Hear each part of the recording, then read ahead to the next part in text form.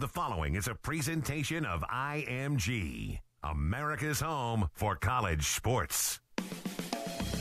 Live from Quaker Steak and Lube on US 1 in Edison, this is the Chris Ash Show. Your chance to talk with the head coach of the Scarlet Knights on the Rutgers IMG Sports Network. Tonight's show is brought to you by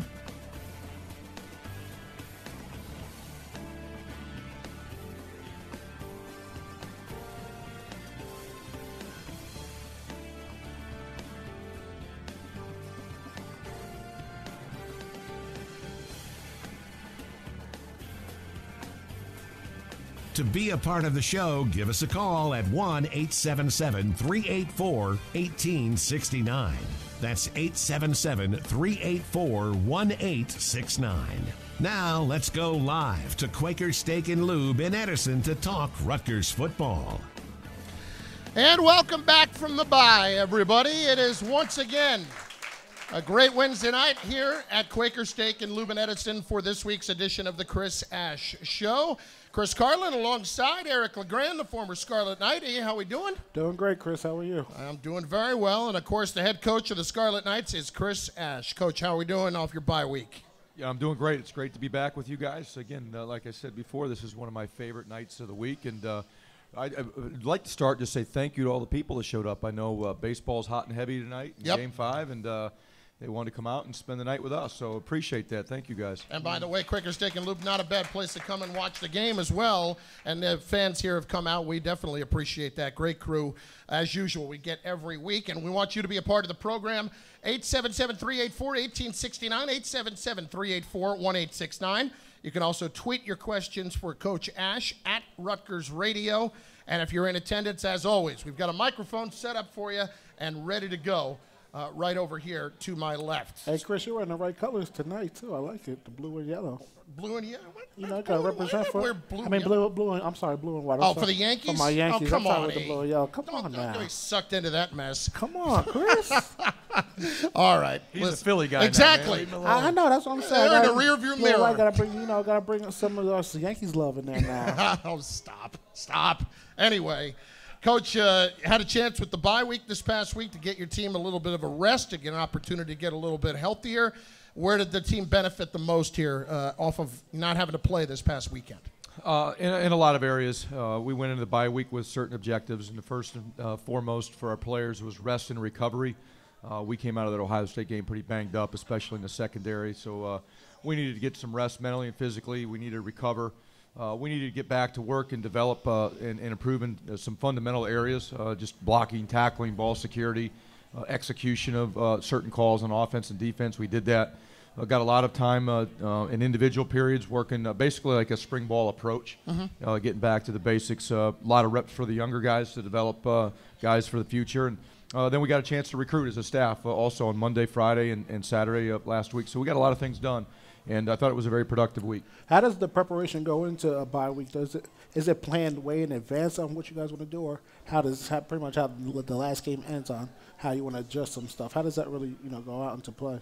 Yeah, the bye week is pretty much set way in advance. We set it before the season ever starts. It is flexible and adjustable based on where we're at as a team. When I say that, how many practices we may have. I've been around typically doing 3 practices in the bye week, so you give them a chance to rest and relax early in the week and late in the week, and we practice in the middle. But depending on the health of the team and where you're at, you can either do a little bit more or a little bit less. And we stayed right on target with the 3 practices, and I thought they were very, very productive. How much time off do the players get during the standard bye week? Do you give them off the weekend? How do you handle that? In 7 days, we gave them 4 of the 7 days off. We gave them off Sunday and Monday right after the Ohio State game, and then Friday and Saturday at the end of the week. And then we got back into normal game week on Sunday. And I would imagine for the younger guys, this is an opportunity to kind of catch their breath because they've been going nonstop since the beginning of camp, and then school began as the season began as well. Yeah, absolutely. For a new freshman that comes, whether it be in May or June or even in July, when they get here and they get rolling in the summer workouts, summer school, you get into training camp, the start of the season, there's no break. And the opportunity to go home is very very small. It's very short if they do get that opportunity. So the bye week, the 48 hours at the beginning of the week and at the end of the week, give them an opportunity to go home if they're close enough to do that. And as a coach, you look at the schedule, you see when your bye week is. Are you the type of coach that likes it early in the year, or do you like it later in the year, or I guess depending on how the season's going, when you want a bye week? Yeah, I don't think there's, early in the year, I don't think is ever good. But in the middle or to the latter part of the season, I prefer. I mean, ours fell right at a perfect time, to be honest with you, right in the middle of the season. 5 games, we got 7 left, so we're pretty close to the midway point. But a lot of it is how your team's going too, and the health of your football team. If you're on a roll and healthy and really doing well, a lot of times you don't want to break. You want to keep going. You don't want to take that break and develop rust, through rest. So for us this year, it was perfect. It worked out perfect, and I really measure bye weeks and the success you had and improvements you made on the next game. And if you come out and you play really good and you're healthy and ready to go, then you knew you did something right in the bye week. So I can sit here and say it was great. We'll find out Saturday. So you evaluated where you were through the first part of the season. You made some changes as well. Talk about some of the decisions that you made in terms of personnel, as you talked about on Monday, and what your thought process was behind some of them. Obviously, some are injury related. Yeah, well, you mentioned we get a chance to go back and evaluate ourselves. So that was a big part of the week. We did need practice and develop and all that, but we spent the majority of the week last week going through our self-scout study and going back and watching every rep in all 3 phases, offense, defense, and special teams, and really identifying our strengths, our weaknesses, and what our weaknesses are. Why are they a weakness, and what can we do to try to improve it? Is it personnel? Is it scheme? Is it fundamental? What is it? So we spent a lot of time doing that and trying to formulate a plan on how we can continue to get better and minimize those weaknesses. So that's what we did for the majority of the week. And then, because of the injury situation where we're at, we had to make some decisions on our personnel and made some changes. The most notable was moving Juwan Harris from wide receiver to DB. And he's been over there since last week, so he's going to wrap up, his second week of practice at safety. And we'll see how, he's probably going to play Saturday. How much, we'll see, but probably going to play, and hopefully he'll be ready to go. I got a lot of faith and trust that he will be. Coach Bush does a great job with those guys, and Juwan's really bought in and excited about the opportunity. Can you talk a little bit about how you harp on the academics part of it, trying to catch up during the bye week and using that as an advantage to get some extra time in there?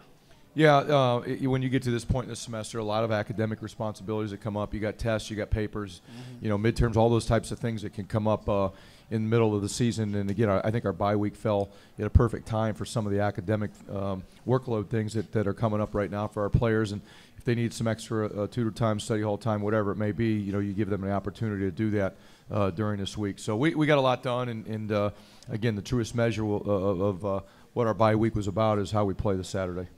Once again, our telephone number is 877-384-1865, 877-384-1865. Tweet your questions for Coach Ash at Rutgers Radio, and we'll also focus on some special teams as well. What did I say? I said 1869? Okay, gotcha. 1869 is our telephone number, 877-384-1869. But we're going to focus on special teams as well a little bit later on with Coach Okru, and we will have Rutgers newcomers this year, but guys who have made a huge impact at special teams. Andrew Hart and Ryan Anderson will be here, so we'll talk to them in just a bit. We got our first question, though, from our audience here in attendance at Quaker Steak and Lube. It's our guy, Jim in New Brunswick. Jim, how are you? Hello, Chris. Hey, Coach. How are you? I'm doing great. I love the outfit tonight, man. Thanks. I was at a wrestling event yesterday. So, that's awesome. Here we go. So, Coach, I have a hypothetical for you. I love those. So let's assume that you have a graduate transfer from a pretty good program, and let's assume you have a junior quarterback with a little bit of experience, and let's assume hypothetical, huh? Yeah. And let's assume you have a new freshman that's going with this? Flashes of brilliance. So who would you start?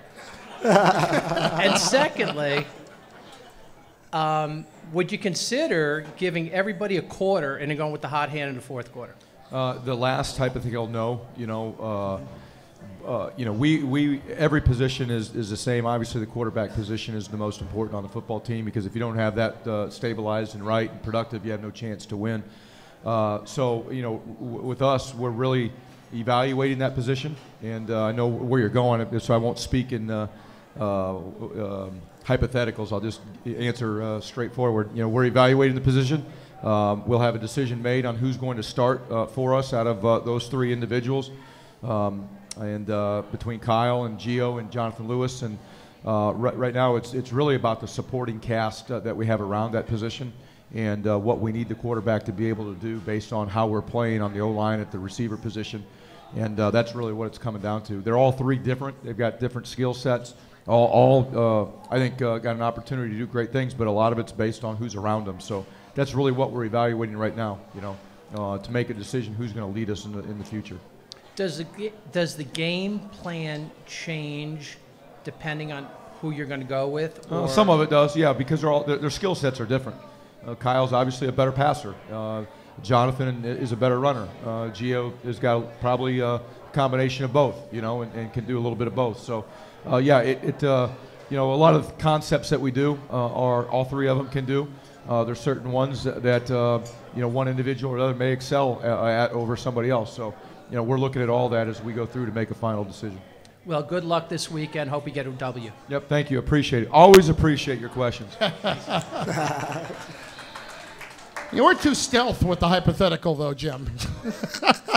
Telegraphed it. You know what? That was a good try, though, Jim. I appreciate the effort. Once again, our telephone number, 877-384-1869. You evaluate that. You let that play out through the week.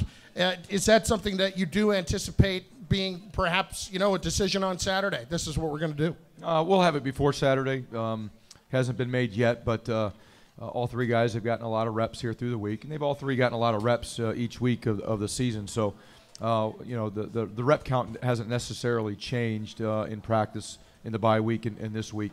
It's a tough decision. Again, it's not necessarily based on the quarterback. It's really on the supporting cast and what we have right now after 5 games, what we feel like we're going to be able to do moving forward, and then we got to decide. Another position group that a lot of people have been looking at is the wide receivers and trying to get them more production. How did they go? How did they do during this bye week, and also getting a guy like Janarian back? And how does that help? Well, Janarian helps in a lot of areas. Obviously, special teams being back there as a returner. He's a very dangerous returner on punt returns and kick returns. We've missed him the last couple of weeks. But then he's also a threat and a weapon on offense, and it's good to have him back, and we're excited about having him back. And, he's had some really good practices here recently, and he was slowly worked back in last week, and he's been full go this week. So he'll be ready to go on Saturday. In terms of wide receiver production, I mean, it's like a puzzle. If all the pieces aren't placed the right way and turned the right way and put together the right way, the puzzle doesn't look very good. And when you look at our passing game, if the O-line's not protecting right, the quarterback's not throwing right, the wideouts don't run the right routes or catch the ball, the pass game doesn't look very good. And unfortunately right now one of our issues is, we may get good protection and maybe the quarterback didn't throw it right, or we get good protection, it's a good throw, and the wide receiver dropped the ball or didn't run a route or couldn't create separation. Or the quarterback, doesn't have time to throw it. And our biggest challenge is to try to get all of those pieces to work together and perform together and do it consistently. And that's been one of our struggles so far here in the first 5 games. We'll talk more about the matchup with Illinois as Rutgers is back in action this coming Saturday at 12 noon start on Big Ten Network. We'll get into that with the Illini in just a bit, and we'll also talk more special teams. As I said, we're just getting the ball rolling on this week's edition of the Chris Ash Show here at Quaker Steak and Lube in Edison on 1450 WCTC and on RVision on ScarletKnights.com. Stay with us. Need a place to watch all the pro games? Look no further than Quaker Steak and Lube. Best Wings USA on Route 1 in Edison. 50 TVs, great game day specials starting at just $2.50, and the best wings in the USA with over 25 different wing sauces. Enjoy our outdoor patio and bar open all year round. On the way to the game and need something to go? Give us a call, 732-777-WING. We cater events of any size. Watch all the games, have a great time, and enjoy the best wings in the USA. 561 Route 1 in Edison. 732-777-WING. When you're looking for tickets to that sold-out event, there's only one place to go. TickCity.com, the official secondary ticket partner of Rutgers Athletics. Scarlet Knight fans can save 10% on all orders when you use the discount code Rutgers at checkout. From sporting events to the hottest concerts, Broadway and family shows across the country, all your ticket needs are covered at your fan-friendly ticket source, TixCity.com. That's TixCity.com. The Chris Ash Show returns after this local timeout. This is the Rutgers IMG Sports Network. When Samantha was in dire need of a new heart, she turned to RWJ Barnabas Health, who performs more adult heart transplants than any healthcare system on the East Coast. I'm still here. Jean cherishes every moment spent with her great-grandkids, thanks to our kidney transplant program that ranks among the nation's top 10. Still here. Robert promised his granddaughter he'd make it to her next birthday. Thanks to New Jersey's only lung transplant center, he did. I'm not going anywhere. From corneal and pancreatic transplants to heart, kidney, and lung, our patients aren't who they used to be. They're better. Learn more about our transplant centers at Newark Beth Israel Medical Center, St. Barnabas Medical Center, and Robert Wood Johnson University Hospital. Visit rwjbh.org/transplant.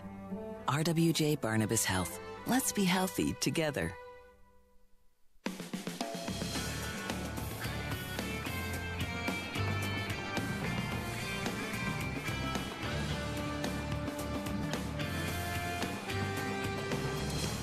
Week 6 for the Scarlet Knights. This Saturday they take on Illinois out in Champaign, and that game is a 12 noon start. Welcome back to the Chris Ash Show here at Quaker Steak and Lube in Edison. By the way, this month here at Quaker Steak and Lube in Edison, they are having a Thanksgiving food drive. So for all our fans that come out here during the week and also to our show, we urge you to bring canned foods if you can. And they've got a huge couple of boxes out front to help out, and certainly a noble initiative for them to try to help out as much as they can as the holidays approach next month. So do what you can with canned food as they have a nice drive going on here over the course of the next month. Want to get back to our phones. Let's hit them. We've got up next William. He is in Burlington Township. William, you're up next on the Chris Ash Show. How are you?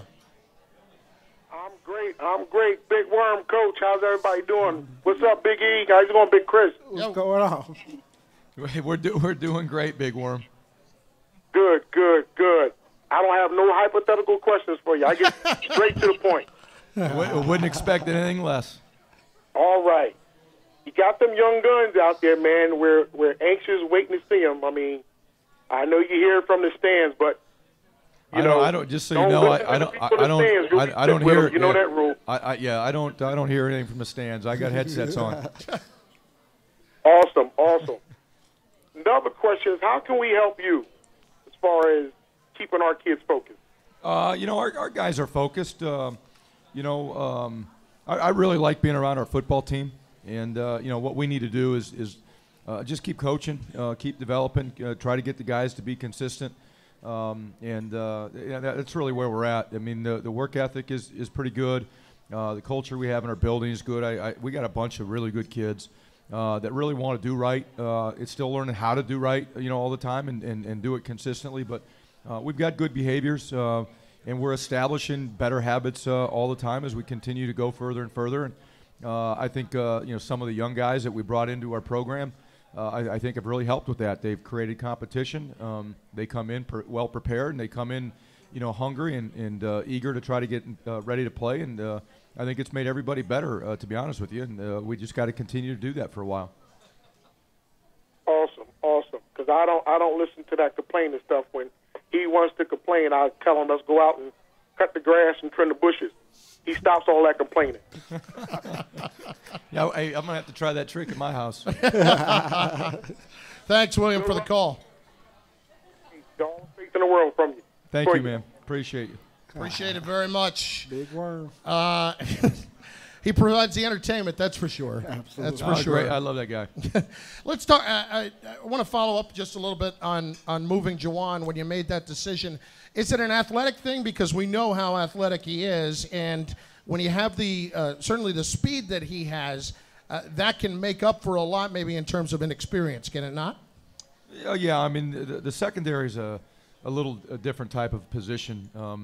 you know, everyone talks about on defense how you got to win games up front, and you do, but you can lose games in the secondary. And the number one way to lose games in the secondary, there's really two major ones. One, it's eye violations. You know, if you don't read your key and you're not disciplined with reading your key, you can get yourself in trouble. And then poor fundamentals can get yourself in trouble too. And, you know, so you got to be very, very careful about who you play in the secondary, and you got to make sure that they understand what they're doing, because one wrong move and it can get you beat and cost you a touchdown, cost you a game. And you know, a great example is the Ohio State game. You know, we had to unfortunately put some guys out there that hadn't had a lot of practice and preparation, and you know, struggled in a couple of situations. They gave up some big plays. But, you know, moving Juwan over, we thought was a move that was best for a football team. He was all about it and eager to do it. And a lot of it comes from his past. I mean, he's played DB in the past, not here at Rutgers, but in high school. He does have a good skill set, and he's a pretty intelligent young man, too. That's the biggest part of it is can he go over and mentally pick up the things that he needs to do and transfer it out to the field on Saturday. You know, we'll find out if he can do that this Saturday, but I like where he's at right now. And I wanted to ask you about the safeties, you know, and I remember when I was playing defense, how big of a role the safeties had in coming down in the box and just even setting the defense and plays like that. I wonder how much of a role does it play in Coach Neiman and your defense, being able to get the people front, getting the calls, because you saw during the Ohio State game sometimes there was maybe a miscommunication or something, trying to get the call in maybe a little bit late. How big do the safeties play a role in that? Well, the safeties are basically quarterbacks of the defense, and they have to make the adjustments. They got to start the communication and get the people lined up. And again, like I said, in that game, you know, we had injuries to Saquon and Kai Hester, and you know, we put Rashad Blunt out there, and he really hadn't practiced, but for a couple days at safety. It's not his fault, you know. He just, you know, the situation was created, and we had to do whatever we could to try to, you know, put a finger in the hole. And Blunt went out there and you know, had some mistakes, and we were worried that was going to happen. Then we had to put Larry Stevens out there. Poor Larry, he hadn't taken a rep in practice at safety all year, and you know, we were screaming and yelling from the side. But that. I mean, it's not an excuse. It is what it is, and we got to get some guys ready, and that's where Juwan comes in, and we just got to coach the heck out of them and keep it as simple as we can, and make sure we're sound in what we're doing, and we make some calls that they can actually go out and execute and give them a chance to play. A couple of kids individually I wanted to ask you about, just guys that we've seen more of recently. Michael Maietti at center. He's started the last 3 games now. Give me your evaluation of your freshman. Really, there's 3 things that we talk about with all of our players, and Mike's got them all. You know, he's smart, he's tough, and he's dependable. You know, Mike walks through the door, and you tell somebody he's a Big Ten offensive lineman, they'd probably laugh at you. You know, he doesn't look the part because of his size. But you know, when I was at Ohio State in 2014, we had won the national championship with the starting center. I think it was a 5'11" kid. You know, and he was smart, tough, and dependable, and that's what Mike is, and that's why he continues to play and he continues to get better. He loves the game. You know, he can communicate well, and typically he's doing the right thing, and he's doing it with good fundamental. He's doing it with a lot of effort. So, love the kid. For a kid in recruiting, I talked about this the other day. You know, we took Mike Maietti on signing day 2 years ago. I don't even know where he was going, to be honest, maybe Maine or something like that. You know, he was not a highly recruited kid. But since he's walked on campus, he's done nothing but work. And he's a grinder. You know, he loves just to roll up sleeves and get dirty, and loves the weight room. And you know, you get guys like that, and they just do work their whole career. Next thing you know, they're out there and they're playing pretty well. How was the bye week for the running backs, Coach? I know that's always a steadfast competition for reps and fighting every day, as Coach Kill says, for whoever's going to go out there and get the carry. So how were the running backs during the bye week? It was great. You know, they were a little banged up, you know, from the game, so we minimized some of the things that we did with them. But they're just like everyone else. They rested and they recovered, and when they did go practice, they went out and practiced really well and brought a lot of energy. And I think that group itself, there's really good competition. There's talented players, there's competition, and I love their attitude right now. And they're really trying hard to make everyone else around them better.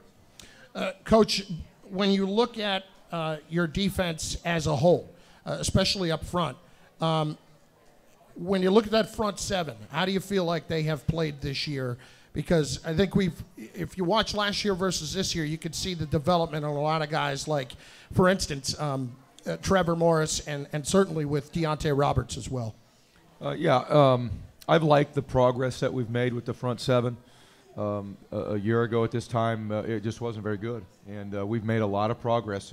Do we have to continue to get better? Absolutely. We're not anywhere near where we want to be and need to be, and hopefully will be before too much longer.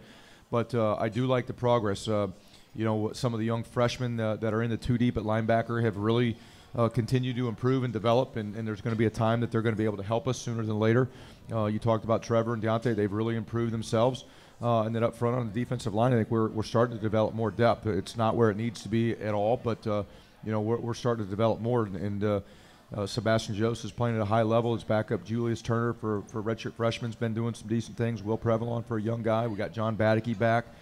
Darnell Davis is a guy that just quietly goes about doing his job all the time, and really excited about him. And Kamoko and Elam at one of our jack positions, what we call it, our hybrid position. I like what they're doing. Again, can we get better, and do we need to? Absolutely, but we're on the right track. And, Coach, I know you mentioned Mike Maed. He's like one of those guys that come in undersized, under recruiting, just does everything right. Is there anybody else that sticks out to you that's like, like one of your guys that just like go out there, just balls to the wall all the time and just gets the job done and does everything right? There's a few guys. I'd actually hate to try to even mention them all, leave somebody out. But, guys like Mike Maietti, young guy that's just doing a lot of things right. You know who else it kind of falls in this category, and I talked about this with somebody the other day. DeCoven Bailey right now is doing a really good job. He's a young kid. He's a sophomore, played as a true freshman. He's all over the field on special teams. He's taking a lot more snaps on the offensive side of the ball. He's played DB here when we needed him to last year. But, we want to give him a break on some special teams. He don't want to come off the field. And I love that attitude, and that's the culture that we want on his football team. I think special teams, we talk about it a lot, is the truest measure of the type of culture you have on your football team. And when you got guys that are starters on offense or defense that do not want to come off the field, even when we tell them you need to because there's nobody else behind you, and they don't. I mean, that shows you that you got a pretty good culture. And, you got a blend of old guys, new guys, transfers, offense, defense, all come together for a common cause. And it's to be the best you can be in that phase. And I think that's an area we've really improved. Just like our defensive front, I think special teams have really improved. Do we got to get better? Absolutely, we do.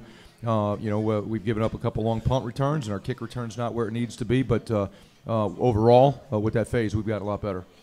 All right, well, we'll take a timeout. When we come back, we'll get into the special teams. Vince Okru, Rutgers special teams coordinator, will join us, and we will also visit with Andrew Hart and Ryan Anderson as well. Before we talk about those, or before we talk to those guys, give me a quick thought on both of those individuals because they've been a big part of the improvement in special teams this season. Absolutely. Both of them came in this year as grad transfers, and they won their jobs. I think they both have just steadily, as the season's gone on, just gotten better and better, and you can see their confidence level continue to rise. And honestly, they're two individuals that have not played at this level very much. And as they've gotten game experience more and more, and they've started to hit either field goals or punts better and better, you can see them really start to gain confidence, and I like where they're headed right now. Excellent stuff. We'll talk to them in just a bit. Up next, Coach Okru. You get a little break, get a bite to eat, and Coach will rejoin us in just a little bit as we'll talk more about the matchup with Illinois. We'll take a break. You're listening to The Chris Ash Show. ESPN's Neil Everett here. This college football season, Nissan's putting you in the driver's seat. Go to NissanHeismanHouse.com. Build a customized Titan wrapped in your school's colors. Then register for a chance to win it. Or you can win a trip to the Heisman Trophy ceremony. Enter the Nissan Heisman House Sweepstakes. Take on today. Nissan, proud supporter of college athletics. No purchase necessary. Void where prohibited. Ends 12/8/17. Open to residents of USDC 18 and older. Official rules at NissanUSA.com/Heisman House Sweepstakes. Sponsored by Nissan North America. You're on the couch watching the game, and your friend hands you an ice-cold bottle of Coca-Cola Zero Sugar. This is a big moment. That's the sound you love. And that new and improved taste? Yeah, that's the refreshing, delicious, real Coca-Cola taste that you just can't get enough of. All this with zero sugar and 0 calories. Perfection. And then, touchdown! Refresh your game day with the new and improved taste of Coca-Cola Zero Sugar.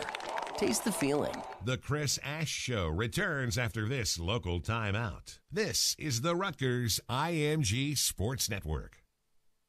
Need a place to watch all the pro games? Look no further than Quaker Steak and Lube. Best Wings USA on Route 1 in Edison. 50 TVs, great game day specials starting at just $2.50, and the best wings in the USA with over 25 different wing sauces. Enjoy our outdoor patio and bar open all year round. On the way to the game and need something to go? Give us a call, 732-777-WING. We cater events of any size. Watch all the games, have a great time, and enjoy the best wings in the USA. 561 Route 1 in Edison. 732-777-WING. Last time on College Sports Now. You have to have dessert. When you get a full belly, all right, and I use this with my kids will tell me this, there's always a little space to fit a little creme brulee around. Now that it's like a pudding style with a little glaze on top. It fits in all of the nooks and crannies left in your belly. Listen to College Sports Now, 10 a.m. to noon Eastern Time, Monday through Friday, exclusively on TuneIn, and follow along on Twitter at CSNowTweets. TuneIn, your everything audio app.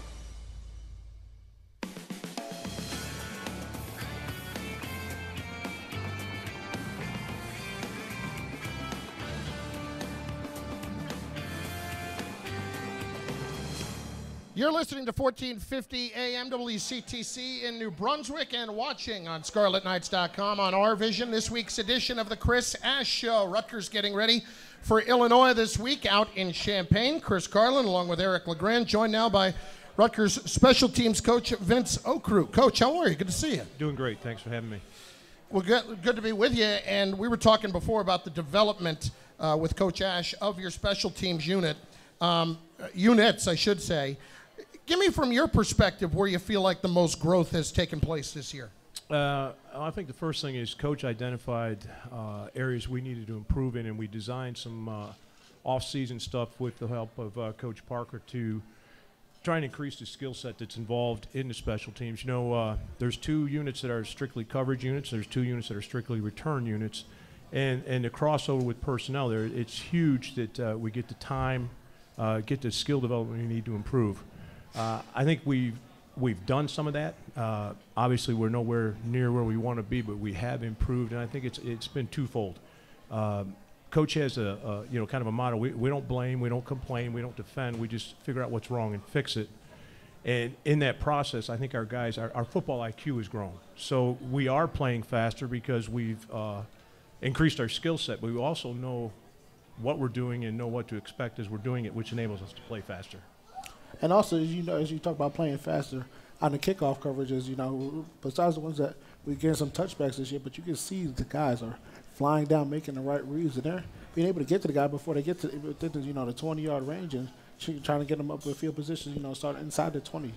So how big of an emphasis is that on that each and every week, you go into play a team? Well, that's huge. And as you guys know, Coach Ash is the lead coach on kickoff coverage. Mm-hmm. We call them pin-ems. If we get them tackled inside a 25-yard line, that's awarded with what we call a pin-em.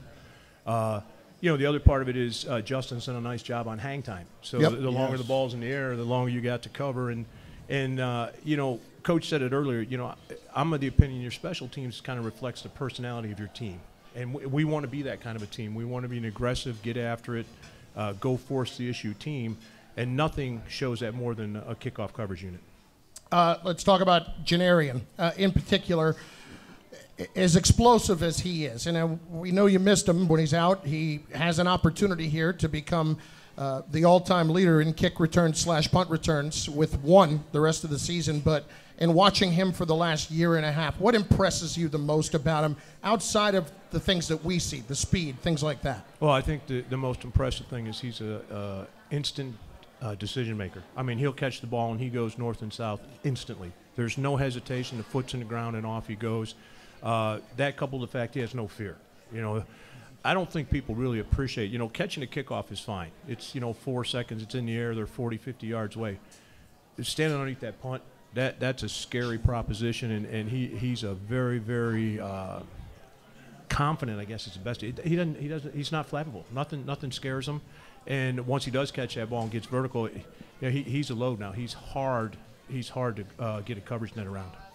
And the world of special teams down when it comes to designing a punt block or covering a punt, so many teams are going spread out wide now, or they're running out with the punter in that rugby style punt. How hard is it each and every week to design making sure people have the right looking at the right guys as they're either going for the punt block or having a man up the guys so Janarian can get a return. Yeah, well, with what punt teams are doing now and the different formations and, the unbalanced sets, it's challenging each week. So, the emphasis there is to keep it as simple as you possibly can so you can play as fast as you can. And then our guys take great pride in getting Janarian started. I mean, every guy on that unit knows if we get my man started, we got a chance for something big to happen. And that's a real sense of pride for us. That's a sense of accomplishment that we can get him going north and south. And we know the result's going to be good. It may not be a touchdown every time, but it's going to be good. In watching, following up on the punter discussion there, watching the way teams protect their punter now, it seems to me at least there's a lot more of teams using those 3 protectors. It's something we've talked about with Coach Ash before. How different is that to try to deal with when you're just, setting up whether you're going to go after it or not? Well, if they're in what we call the 3-bear shield, you're not going to get there. Yeah. I mean, you're really not. It's some teams even use big offensive linemen back there. So, and the punter stays behind that shield. It's protection for him. It's very, very, very difficult to penetrate that shield, to get through that shield. The flip side of it is if it's 300-pound guys there, they're not going to be able to cover. Right. So now you're looking at, okay, well, the punter's not going to cover. Those 3 guys aren't going to cover. That only leaves 7 guys that we have to take care of. So, there's a trade-off for everything. I think the thing that's becoming more and more challenging is these multiple spread sets where guys are all over the place, and also, quite frankly, the advent of the rugby punt where a guy can roll out, their gunners, their coverage unit can get downfield before he actually punts the ball, and some of these rugby guys have the ability to punt it all over the field. So, the game's constantly changing, so you adjust and improvise and move on. Well, now let's go flip it to the side where your punt protect team. How there's some adjustments that you want to make on that going into the bye week?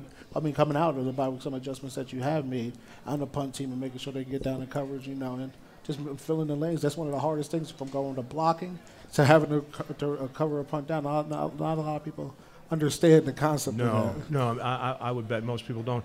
What we did is, as I heard Coach say earlier, we used the bye week to go back to fundamentals, proper footwork, proper hand placement, how do you escape. We have a couple drills that we use. We call one a swipe technique. We call the other a stack technique. We're just constantly trying to reinforce those basic coverage techniques because in reality they work on kickoff coverage, they work on punt coverage, always working to get a good snap, always working to get the punt off in time. And then obviously the gunners are the guys that are huge. You got to get 2 guys out there. Coach mentioned DeKoven. I can't get DeKoven to come out. If you ask DeKoven, hey, why don't you take a break here? You just played. He gets mad, and that's the kind of attitude you want. And, we're getting closer to that. But in our punt situation, we're looking for hang time, and we're looking for gunners that are impossible to clamp or vice. We're going to get downfield and cause that return or force a fair catch. We asked Coach about the 2 guys that are here tonight, and Ryan and Andrew, just how they've changed the dynamic for your group on special teams. Yeah, I mean, it's been a huge advantage for us. Both young men have done a tremendous job. I feel like they stepped into a tough situation. They're both graduate transfers, so they came in new. I think sometimes when you're the new guy on the block, you're looked at a little bit differently. But the way they've responded, the way they've been accepted by their teammates, and selfishly from my side, the way the ball moves when their foot hits it, that's impressive. Talking more about Ryan, Ryan has got an incredibly strong leg. We're constantly working to get a little more hang time, but he can punt that ball a long ways. And Andrew's done a great job. He's been a real threat when we get in field goal range. So it's been a nice addition to have both guys on the team. We are certainly better because they're part of the team. And what about the kickoff return side? I know, Coach was talking about he wants to get better and mentioning, if you get you guys blocked for a few seconds, you never know.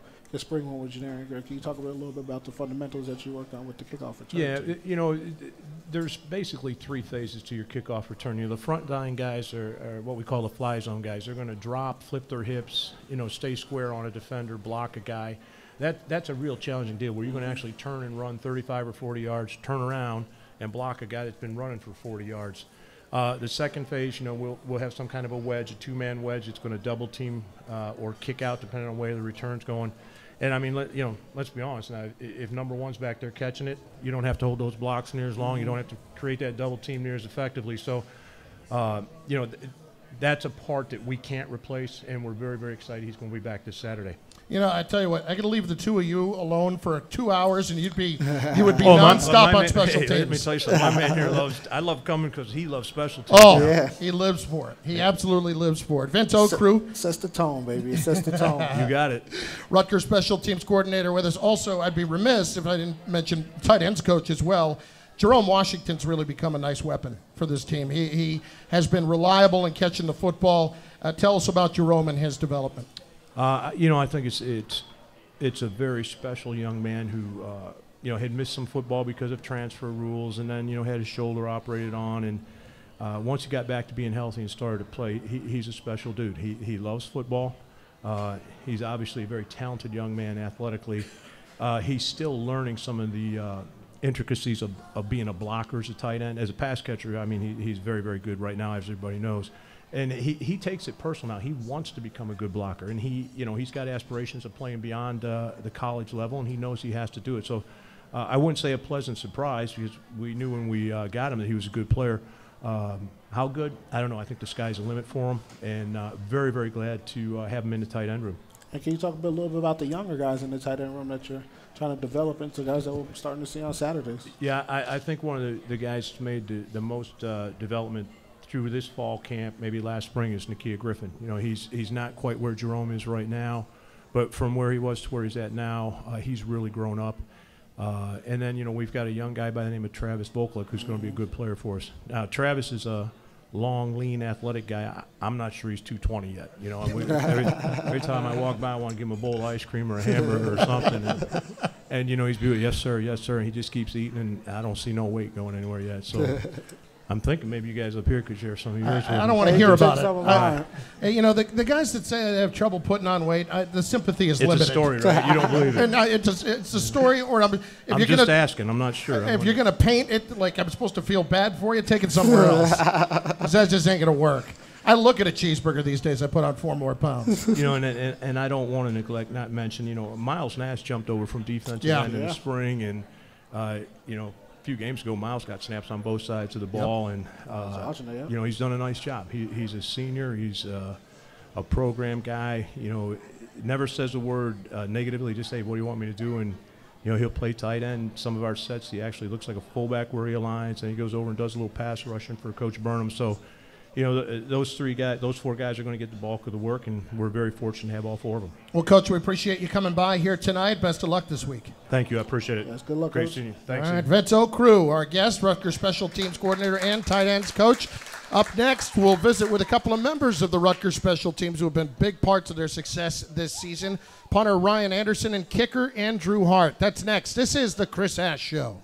Need a place to watch all the pro games? Look no further than Quaker Steak and Lube. Best Wings USA on Route 1 in Edison. 50 TVs, great game day specials starting at just $2.50, and the best wings in the USA with over 25 different wing sauces. Enjoy our outdoor patio and bar open all year round. On the way to the game and need something to go? Give us a call, 732-777-WING. We cater events of any size. Watch all the games, have a great time, and enjoy the best wings in the USA. 561 Route 1 in Edison. 732-777-WING. For Rutgers fans, Saturday is game day. For business owners, it's another day in your work week. UPS gets that, and that's why they offer Saturday delivery, so you can keep things running smoothly, even while your customers drop everything for the game. Stay on top of your game. Ship with UPS, official logistics company of Rutgers Athletics.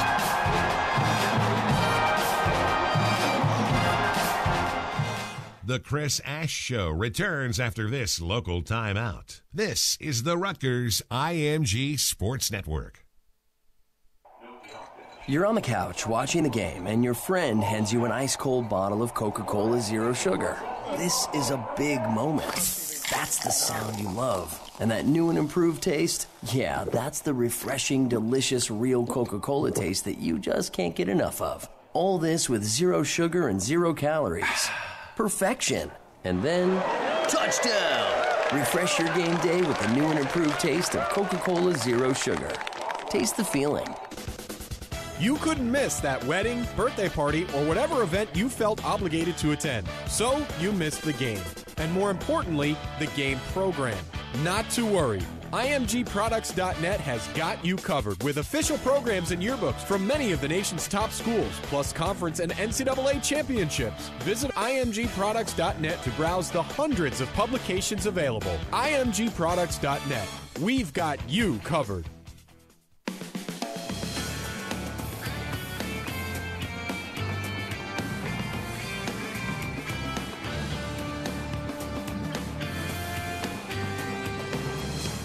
We have returned to Quaker Steak and Lube in Edison, New Jersey for this week's edition of the Chris Ash Show. Rutgers getting ready to take on Illinois on Saturday, 12 noon, out in Champaign. Chris Carlin, Eric LeGrand, now joined by two huge parts of the Rutgers special teams. And Yankees just homered, by the way. Ryan Anderson, the punter, and, of course, our kicker, that's Andrew Hart. Guys, good to be with you. Thank you for coming by tonight. Thank you for having us. Let's start with you, Ryan. You know, as a grad transfer coming here, when you were considering what your options were going to be, what made Rutgers the right place for you? Yeah, it really was a simple choice in my opinion. Coming out here and honestly visiting with the coaches within the first hour or two that I was with everybody, I saw the support that they had. I saw the support that the city had, the state had for Rutgers. Them being in the Big Ten and everything that Coach Ash had going on here made my decision pretty easy. It didn't take long to think about. I mean, really just took a couple minutes when they decided that they wanted me to come here, and it was a great decision, and I don't regret it for a second. And how hard was it to make the adjustment of coming, to have a Big Ten school and then just getting used to, going through, the rhythm that they have here at Rutgers? You go to different places, different systems are put in. So what was it like adjusting to now doing it the Rutgers way? Yeah, clearly coming from where I came from, it was a huge adjustment as far as just levels of football. But on top of that, there's different schemes and everything. But at the end of the day, I have the same job no matter where I've been. So I'd say the adjustment, it was smooth sailing for the most part, as one could expect. But it was definitely, everybody welcomed me in with open arms, and it was a blessing for that. Andrew, you are a guy that is interested in finance, I know, and this was kind of a unique situation in that so close to New York City, going to present a lot of different options for you as well. Yeah, absolutely. It, when I was deciding I wanted to go, wanted to come play somewhere in my fifth year, I kind of looked at a handful of things, and it was kind of going down south or coming out east, particularly by New York City. And, I grew up in Chicago, kind of the heart of Big Ten country, and that's what I watched my whole life growing up. And, with Rutgers being the Big Ten school right by New York, it was kind of a no-brainer for me to be able to go have a chance to compete, to win, and play on a Big Ten team while at the same time being, an hour train ride from Wall Street, so I can go down, network, meet people, and, hopefully I'm on Wall Street in a couple months here.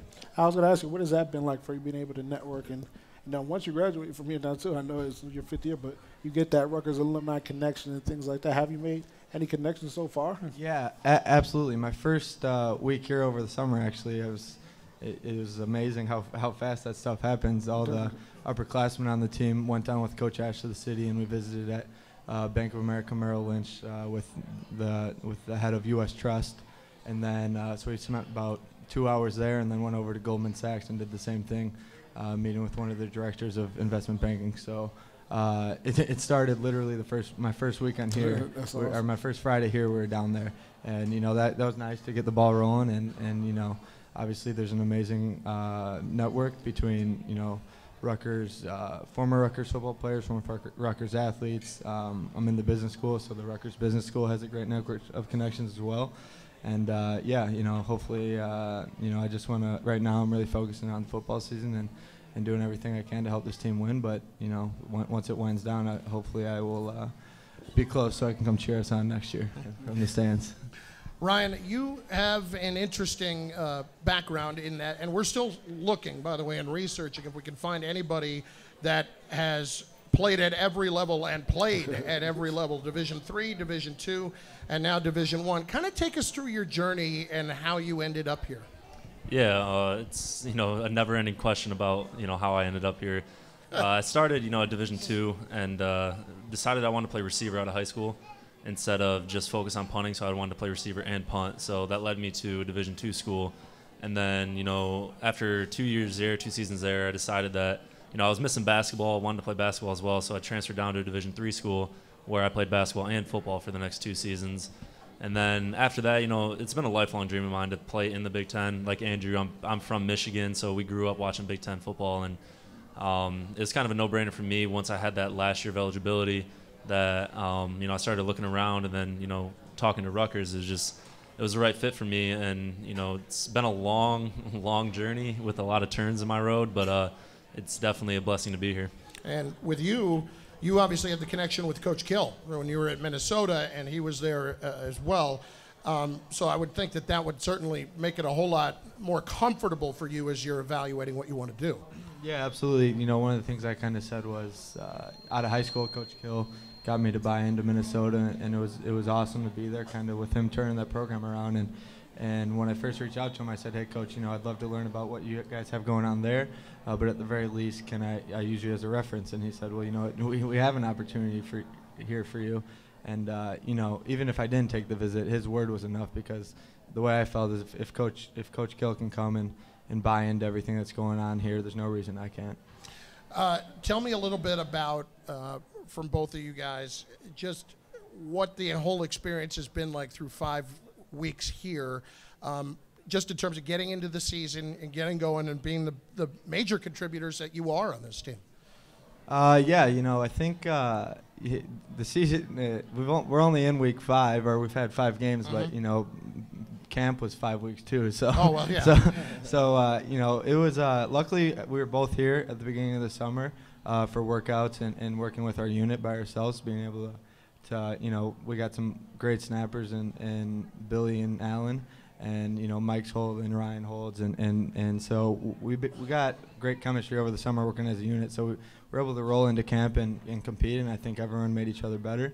And then, but obviously this was both of my first time starting in the Big Ten and Ryan's first time playing in the Big Ten.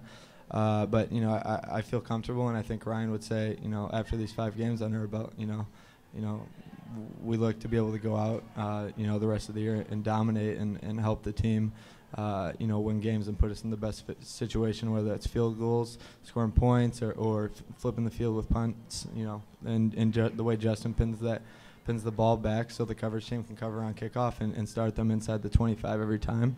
I think it's been great. And as kickers, people don't realize you guys got to have ice in your veins. It's not like you go out there and if you got one incomplete pass, it's the next play. You guys got one opportunity usually each time. What is that like trying to have that ice in the veins of going out there and knowing everything, the lights on you when it's time to shine, you got to shine? Yeah, I think kind of the thing about kickers, it's pass fail, and kind of people say you have dreams about being the kicker and you also have nightmares about being the kicker.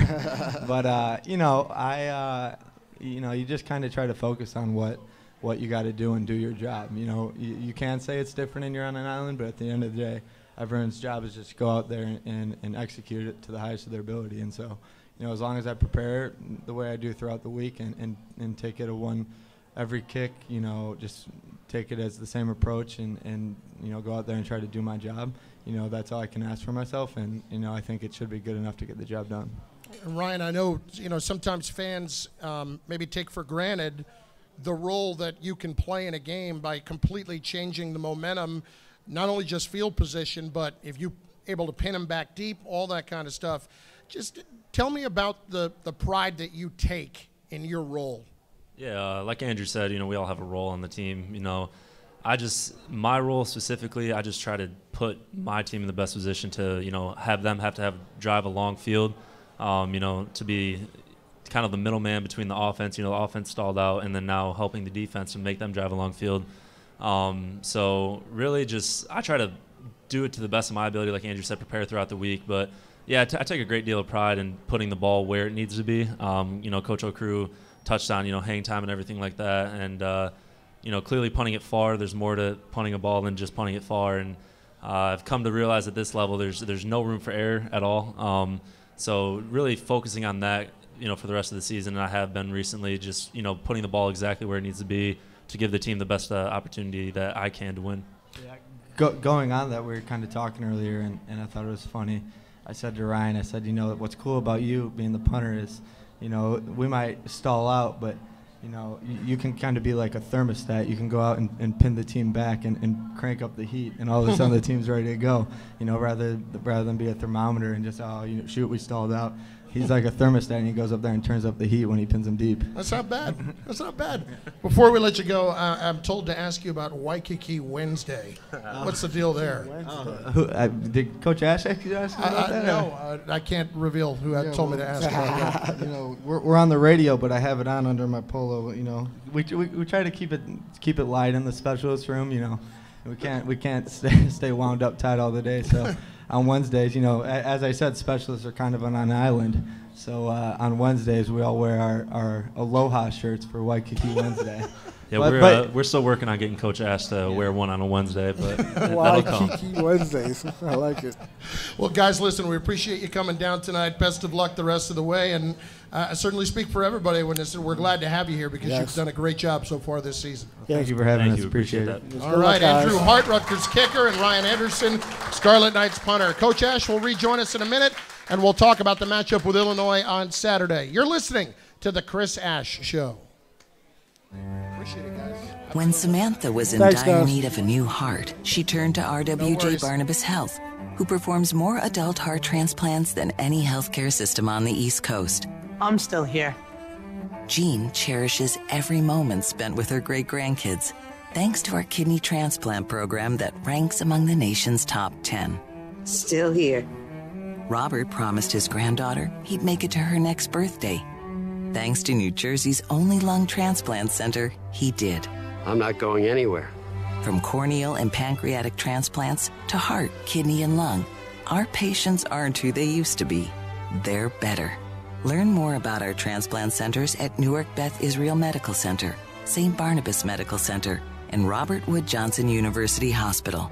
Visit rwjbh.org/transplant. RWJ Barnabas Health. Let's be healthy together. The Chris Ash Show returns after this local timeout. This is the Rutgers IMG Sports Network. Need a place to watch all the pro games? Look no further than Quaker Steak and Lube. Best Wings USA on Route 1 in Edison. 50 TVs, great game day specials starting at just $2.50, and the best wings in the USA with over 25 different wing sauces. Enjoy our outdoor patio and bar open all year round. On the way to the game and need something to go? Give us a call, 732-777-WING. We cater events of any size. Watch all the games, have a great time, and enjoy the best wings in the USA. 561 Route 1 in Edison. 732-777-WING. When you're looking for tickets to that sold-out event, there's only one place to go. TickCity.com, the official secondary ticket partner of Rutgers Athletics. Scarlet Knight fans can save 10% on all orders when you use the discount code Rutgers at checkout. From sporting events to the hottest concerts, Broadway and family shows across the country, all your ticket needs are covered at your fan-friendly ticket source. TickCity.com. That's TickCity.com.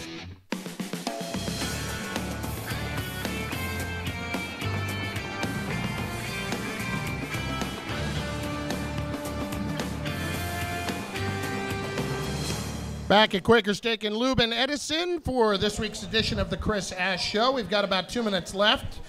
Coach, you've got the Fighting Illini of Illinois this week. Tell me about Lovie Smith's team and what you expect to see.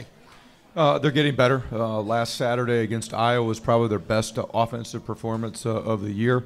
They moved the ball well, very productive in the run game. Obviously went with a different quarterback and provided a little bit of a spark, in the pass game also. So they're starting a lot of young players, and it's going to be a huge challenge going on the road in the Big Ten. I don't care where you go; it's never easy, and we got to go play our best football. And I was going to say, don't that you have to adjust to multiple players, with the different quarterbacks. How is that coming for you, as you go to the game plan this week?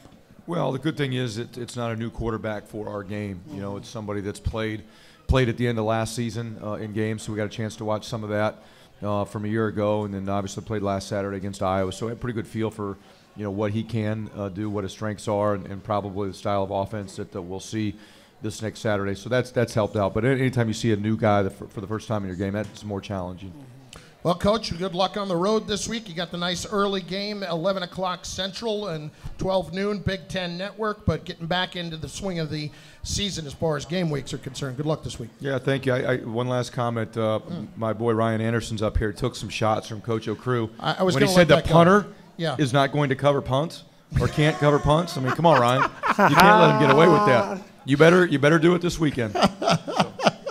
Good stuff, Coach. We appreciate it. Thank you, guys. All right, for the coach and Eric LeGrand, this is Chris Scarlett speaking. Thanks again for joining us for this week's edition of the Chris Ash Show, live from Quaker Steak and Lube in Edison. Good luck, Coach. You've been listening to the Chris Ash Show on the Rutgers IMG Sports Network. Join us throughout the season from Quaker Steak and Lube on US 1 in Edison to hear from the head football coach of the Scarlet Knights. The Chris Ash Show has been brought to you by